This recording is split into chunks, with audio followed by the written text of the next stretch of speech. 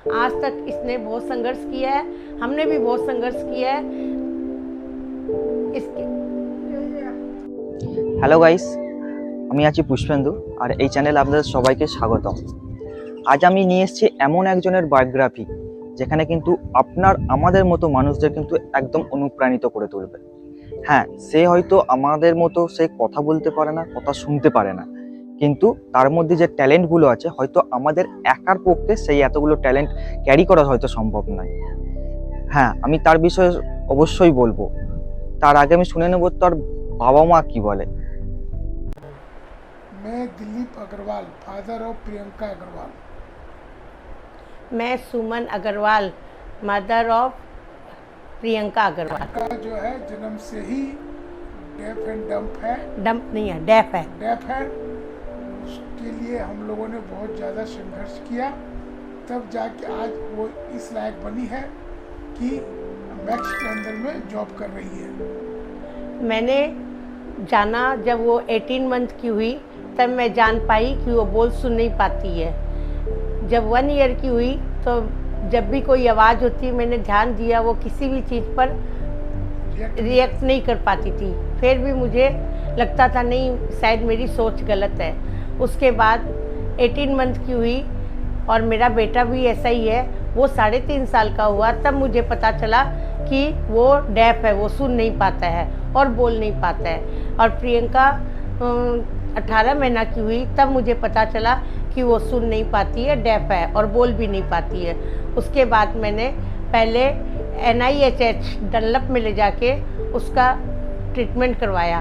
वहाँ भी पता चला स्पीच थेरेपी के सिवाय कोई रास्ता नहीं है। उसके बाद मैंने मनोविकास केंद्र में इसका एडमिशन कराया। वहाँ पे स्पीच थेरेपी दी जाती थी, जहाँ पर ये क्लास 12 तक पढ़ाई की। क्लास 12 10 तक पढ़ाई की, बहुत प्रॉब्लम हुआ लेकिन फिर भी ये आगे बढ़ी। क्लास 10 में जब ये आई तो इसने कहा मैं नहीं पढ़ूंगी, फेल हो जाऊंगी।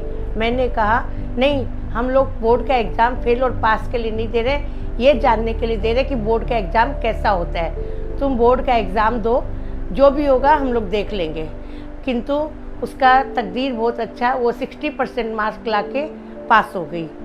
और उस बीच ही इसने ओलंपिक का गेम खेला, जिसमें ये बॉम्बे गई, हैंडबॉल का गेम खेला जहाँ पर ये गोल्ड मेडलिस्ट हुई। इसके बाद ये हॉकी खेली, उसके लिए शिमला गई जहाँ पर ये सिल्वर मेडलिस्ट हुई। क्लास 12 तक ये आई।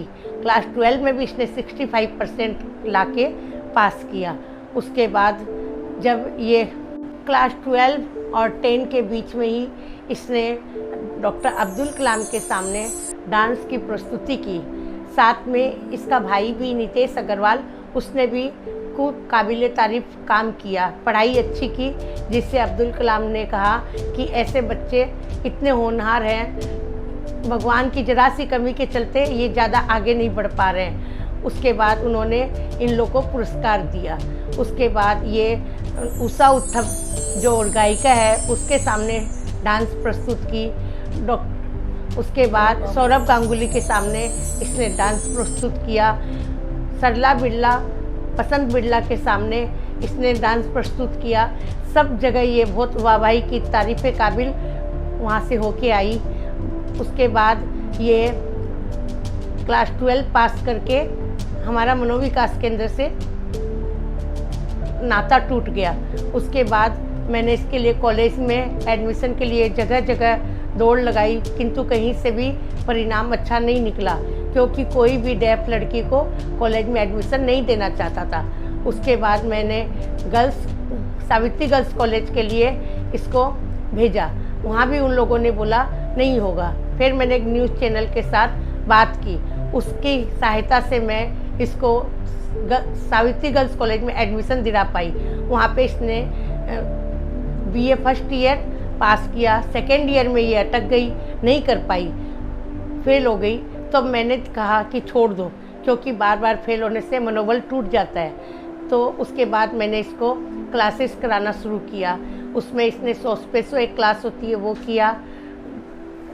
स्कूल लाइफ में इसने डांस क्लास किया था और पेंटिंग क्लास किया था। उसमें ये दोनों में ही सर्टिफिकेट लेके 6-6 साल का कोर्स कंप्लीट किया। उसके बाद ये ब्यूटिशियन का कोर्स की, उसके बाद ये कॉलेज छोड़ने के बाद में ब्यूटिशियन, सॉसपेसो और कुकिंग, सिलाई क्लास और बेकरी क्लास, उसके बाद आइसक्रीम क्लास, उसके बाद केक क्लास, कंप्यूटर क्लास, कई तरह की क्लासेस इसको मैंने कराया। सब में ये होनहार बनी, किंतु अपने बलबूते पर ये अपने पाँव पे खड़ी नहीं हो पाई। उसके बाद मैंने इसको जॉब के लिए अप्लाई किया, कई जगह जॉब के लिए लेके गई, किंतु किसी ने भी इसको नहीं रखा। वहाँ मेरा और भी मनोबल टूटता चला गया। फिर ये सियालदा में जहाँ पर शांताराम HHH बोल के एक क्लब है, वहाँ उसको बहुत सुविधा मिली गई। वहाँ से उसके लिए बताया गया कि आप वहाँ की एक टीचर ने बताया कि सॉल्टलेक में 90 नंबर में जाके वहाँ पे बात करने से नौकरी का कोई रास्ता खुल सकता है। वो मैडम भी खुद साथ में गई हमारे, और वहाँ पर उन लोगों ने कोशिश की, उस गवर्नमेंट कोटा में कोशिश की, जहाँ पर इसको मैक्स में जॉब मिला और ये मैक्स में जॉब करने लग गई। अवानी मॉल का मैक्स है, उसमें ये जॉब करती है, जहाँ इसे जॉब करते हुए आज 4 साल हो गया है। और इसके कलीग, इसके बॉस सब इससे बहुत खुश है। हाँ, कहीं कहीं पर स्पीच में इसको प्रॉब्लम आती है, उन लोगों को भी प्रॉब्लम आती है, लेकिन वो लोग भी मैनेज करते हैं और ये भी मैनेज करती है। आज तक इसने बहुत संघर्ष किया है, हमने भी बहुत संघर्ष किया है। इसके बाद ये अभी 2023 में बेंगलोर गई थी, बाद में क्रिकेट के लिए गई थी वेस्ट बंगाल की तरफ से। वेस्ट बंगाल की तरफ से ये क्रिकेट खेलने गई थी। वुमेन्स क्रिकेट हुआ था, उसके लिए खेलने गई थी। डेफ थे वो सारे ही बच्चे, वहाँ के डेफ थे, उसमें ये भी खेलने गई थी। हाँ, कोशिश इसने बहुत की। हो सकता है कि ये फर्स्ट टाइम खेली थी, तो इसलिए ये इसकी वेस्ट बंगाल की टीम हार गई। लेकिन एक बात अच्छी हुई कि बच्ची ने हिम्मत किया, गई वहाँ पे जाके इसने क्रिकेट खेला। यही बहुत बड़ी सौभाग्य की बात है। এতক্ষণ আপনারা দেখলেন যে তার ট্যালেন্টের কথা, তার অ্যাচিভমেন্টের কথা।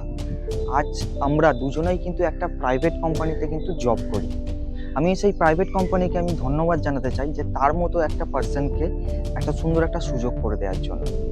আর আপনারা দেখেছেন আমার একটা ফার্স্ট ভিডিও ছিল সাইন ল্যাঙ্গুয়েজ নিয়ে, এটাও কিন্তু তার থেকেই শেখা, এবং আমিও কিন্তু ভবিষ্যৎ তার থেকে আরও কিছু শিখতে চাই। আমার এই ভিডিওটার কিন্তু একটাই বানানোর কিন্তু একটাই উদ্দেশ্য, যে সকল স্পেশাল চাইল্ড আপনাদের কাছে যদি থাকে অথবা আপনার কোনো রিলেটিভদের কাছে যদি থাকে, অবশ্যই কিন্তু এই স্কুলের সাথে যোগাযোগ করুন। হ্যাঁ, আমি কিন্তু এই স্কুলের কোনো প্রমোশন করছি না, শুধুমাত্র আপনাদের বাচ্চাদের যাতে ভবিষ্যৎ নির্ণয় করতে পারেন আপনারা, সেটারই কিন্তু একটা সুযোগ করে আপনাদের দিচ্ছি। তো আমি চাইবো আপনার বাচ্চারা কিন্তু অবশ্যই কিন্তু ভবিষ্যতে 2 পা আরও এগিয়ে যাক। আপনাদের যদি এই ভিডিওটা ভালো লেগে থাকে, এতটাই ছড়িয়ে দিন যে সকল বাচ্চারা আছে তাদের ভবিষ্যৎ নির্ণয় করতে পারছেন না, তারা কিন্তু যেন অবশ্যই যোগাযোগ করে। আমার ভিডিওটা আজকে আমি এখানেই শেষ করছি। তো আপনারা ভালো থাকবেন, সুস্থ থাকবেন।